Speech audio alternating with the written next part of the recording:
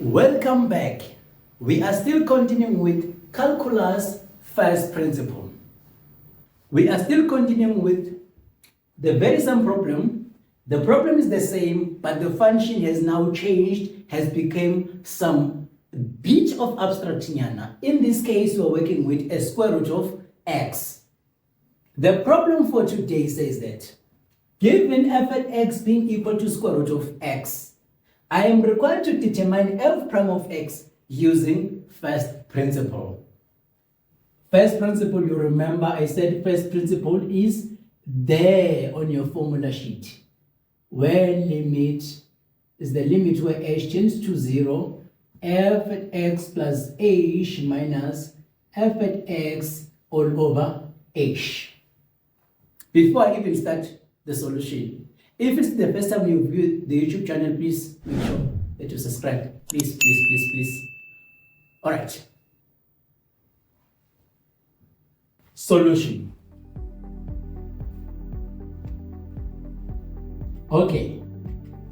How do we solve such a problem? I said to you, given f at x, what you are looking for f at x plus h.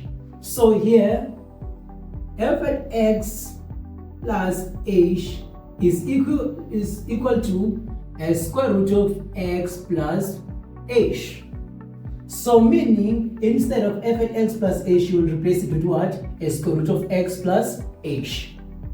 Go back to the equation, to the formula given to you. It's f prime of x being equal to limit as h tends to 0. Instead of f at x plus h, you replace it with a square root of x plus h. Instead of f at x, you replace it with a square root of x all over h. Is there anything that you can do here? Nah, you are stuck. You don't know. You have nowhere to go. Okay? There is a solution. In this case, we will rationalize.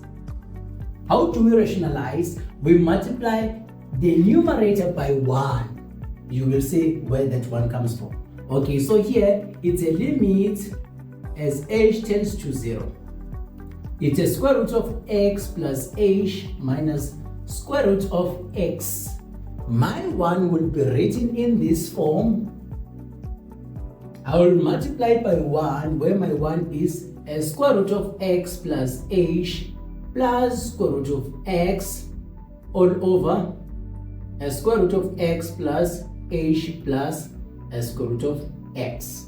This is the 1 because when these two divide, they give you 1. So I just multiplied by 1. There's nothing new that I just introduced. So all over h, right? So a limit as h tends to 0.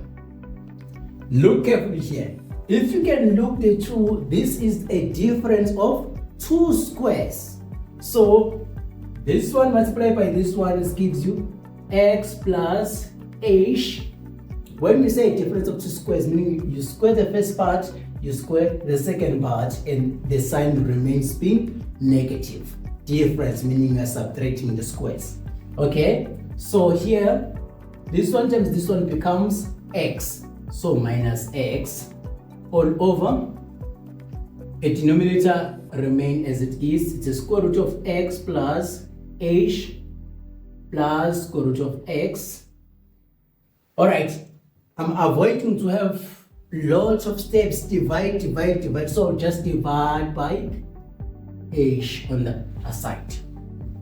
So here a limit as h tends to 0. Before I even go to this step, you see here that x and x cancels. And if you can look carefully here, by dividing by x, someone might decide not to divide by x, but to multiply, not by h, x, I'm talking about h. But instead of dividing by h, you then choose to multiply by 1 over h. 1 over h. So if you can look carefully here, x and x cancels, and h cancels. I'm now left with 1 over a square root of x plus h plus a square root of x. And now I choose to let my h to be equal to 0.